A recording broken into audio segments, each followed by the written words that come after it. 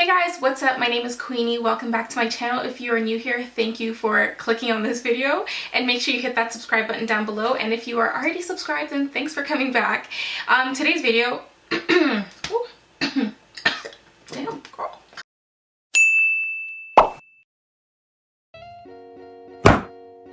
So today's video is going to be all about retaining hair length and how I've been trying and I guess succeeding at keeping my hair length, or I guess retaining length, and just growing my hair out in general. As some of you guys know, I started doing natural hair videos after I did my big chop, after I did my big chop, which was in August of 2016.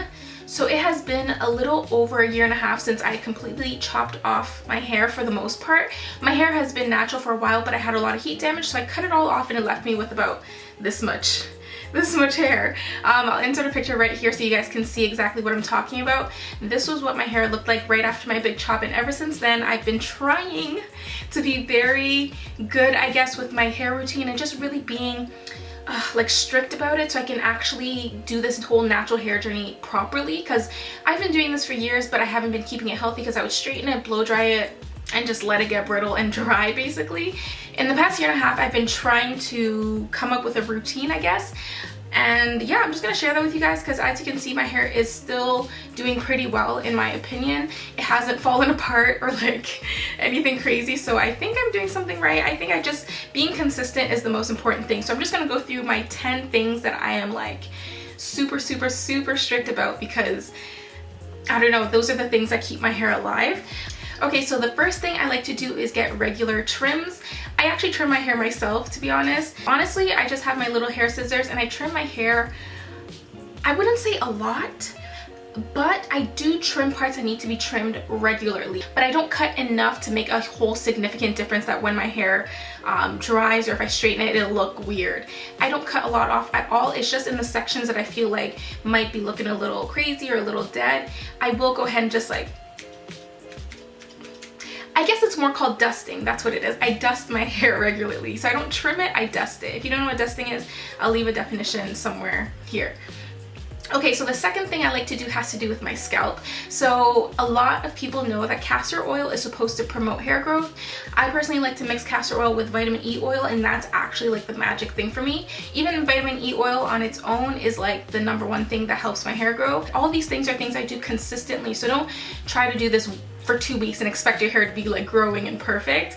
These are things that I really do stick to. So vitamin E oil and castor oil together are the only oils I really put on my scalp to help it grow, and I do find that it has been helping, and it's always been helping. Okay, so going on with the whole scalp thing, another thing I like to do is make sure I massage my scalp regularly, but just giving myself regular like head massages soothes my scalp so it's not in like such a like tense state, and it just helps like the blood circulate, which promotes hair growth, all that stuff.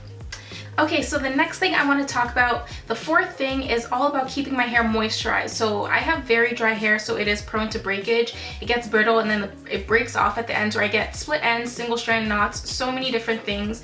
And to kind of combat that, I make sure I have a really good leave-in conditioner, and I actually sometimes even use regular conditioners as a leave-in. And then if you watch my hair moisturizing video, which I will link down below, you'll see that I also use avocado oil to seal the moisture, and I use an Aunt Jackie's hydrating spray to kind of get my hair back to life before I even start adding cream products. Okay, so the next thing I want to talk about is gentle protective styling. So I'm not a huge fan of braiding, but if that's something that works for you, go for it. Just make sure you're not being too aggressive on the braiding itself, because we all know that tension alopecia is a thing. If you don't know now, you know. It's something that you can basically get from causing too much, I want to say, stress on your hair, and it's yeah, and then sometimes your hair won't grow back in those spots. So you really want to be careful. It happens a lot along people's edges and like hairlines and, you know, all that stuff. So I try to be gentle when it comes to protective styling. I usually just go for wigs. That's it. Okay, so the next thing I want to talk about is how I like to keep my my pores on my scalp clean. I know sometimes people are very hesitant when it comes to shampoos and what shampoos they use. I get it, shampoos are very drying. The one shampoo that I can definitely say does not dry out my hair whatsoever is the Diva Curl No Poo Decadence shampoo. It's like a moisturizing shampoo. It cleans my hair, but it never ever ever ever feels dry. I could like not condition after washing my hair with the Diva Curl one. From what I've researched, having your cuticles, your pores on your scalp like clogged all the time can kind of reduce the amount that your hair can grow, and I guess that also has to do with circulation. There's so many things. Your scalp just has to be healthy. You have to moisturize it, keep it clean, make sure you're not causing too much tension on it. There's just a lot of things that have to do with the actual like growth of your hair too that we can't forget about. So the last thing I want to talk about is diet related things. So a lot of you guys do know I usually am taking biotin pills. I don't take them every single day of my life. Every few months I do go through a phase of taking them every day, which right now I am in a phase of taking them regularly. So I guess I would take them, let's say 3 months at a time, and then I would stop for like a month. And then I'll start taking it again and then stop for a month, something like that. I don't take it consistently all year round. These are my favorite ones. This is the Nature's Bounty Biotin in the 5,000 micrograms. And they are high potency. They're in really small capsules, and I feel like those ones work the best for me. I've been using this brand for years, and that is the absolute best like biotin in my opinion that I've ever purchased. So the next thing on the diet list is drinking a lot of water. Surprisingly, I know it sounds so like cliche, just drink water. Yes, I drink a lot of water, and I also I started juicing how many months has it been? Maybe 3 months now, and I don't know, like I could be making this up guys, but I feel like in the past 3 months my hair has grown significantly. I don't know, maybe it's just me, and I really do think it has to do with filling my body with the nutrients it needs, and in ways that I didn't even notice. So it's not like I'm eating salads and vegetables all day, but just from the fruit and the vegetables that I'm juicing and I'm drinking regularly, I think my body now has enough vitamins to provide more to my hair and my skin and my nails. I'm telling you, like my skin, my hair, and my nails have been growing so much faster in the past 3 months, and I'm convinced that it has to do with my diet. That small diet change, which is adding a lot more fruits and vegetables into my diet in the form of juicing. So if you're not someone who likes to eat vegetables or eat fruit and all that, honestly try making smoothies from fresh fruit, try making juices, all that stuff. I'm telling you, this has made a difference. I'm not crazy, but anyways, that is my top 10 things that I feel like everybody needs to try to stay consistent with when it comes to their hair growth journey. I feel like this, yeah, I don't know, I have nothing else to say. That is what I do. If you're missing some of these things in your routine, consider adding them in to kind of help you out. But now let's just do a length check. My hair is not blow dried. It's actually just stretched from doing a braid out and some buns for the past few weeks. So this is my hair now. Like naturally it'll just sit right here on my shoulders, and obviously if you want to stretch it out a bit, it'll come down to about here. If I stretch this part out, it'll come down to about here. From the front comes down to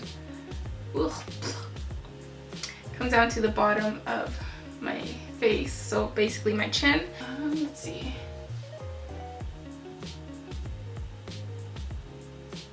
Okay, let's see the back. This part comes to about here. So this is it. My stretched out type 4 hair, the length, the texture, and all of that. And yeah, it has been about 1.5 years later, so I'm really happy with the growth so far. I just hope that it keeps going. Alright, so thank you guys so much for watching. I hope this was helpful and that you're feeling a little inspired to add something new to your hair routine. Comment down below, let me know what you guys do so I can add it to mine and get my hair moving a little quicker if possible. And yeah, make sure you follow me on my social media, on Snapchat and Instagram, all of that. I like to update you guys on stuff that's happening during the week when I'm not here on YouTube. So yeah, follow me on those, subscribe, comment, thumbs up, turn on the notification button, and I will see you guys in my next video. Bye.